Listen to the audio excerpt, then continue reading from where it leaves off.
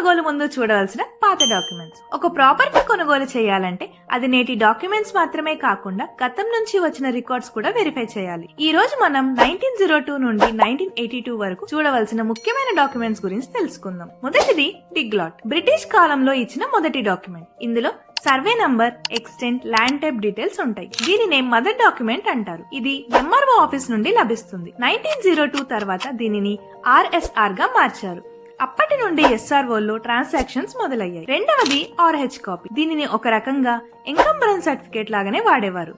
ఇందులో seller name, buyer name, document year, volume number, page number details ఉంటాయి. ఇవే details ఆధారంగా గవర్నమెంట్ అఫీషియల్స్ మీకు నకల్ కాపీ ఇస్తారు. ఇది ఎస్ఆర్ఓలో లభిస్తుంది. కొన్ని చోట్ల ఎంఆర్ఓలో కూడా లభిస్తుంది. మూడవది మాన్యువల్ ఈసీ. ఎస్ఆర్ఓలో ఇచ్చే హ్యాండ్ రిటన్ ఎంకంబరెన్స్ సర్టిఫికేట్. ఇందులో కూడా seller name, buyer name, document number, volume number, year details ఉంటాయి. వీటితో మీరు పాత సర్టిఫైడ్ కాపీ పొందవచ్చు. రిజిస్ట్రేషన్ యాక్ట్ రూల్స్ 1960 ప్రకారం మాన్యువల్ ఈసీ తప్పనిసరి. భూమి కొనుగోలు చేయాలంటే డిగ్లాట్, ఆర్హెచ్ కాపీ, మాన్యువల్ ఈసీ చూసి భూమి హిస్టరీ క్లియర్ చేసుకోవాలి. ఇవి చూడకపోతే ఫ్యూచర్ లో మీరు డిస్ప్యూట్ లో పడే అవకాశం ఉంది. నెక్స్ట్ వీడియోలో మనం 1983 నుండి ఇప్పటి వరకు ఉన్న డాక్యుమెంట్స్ గురించి తెలుసుకుందాం. తప్పకుండా చూడండి.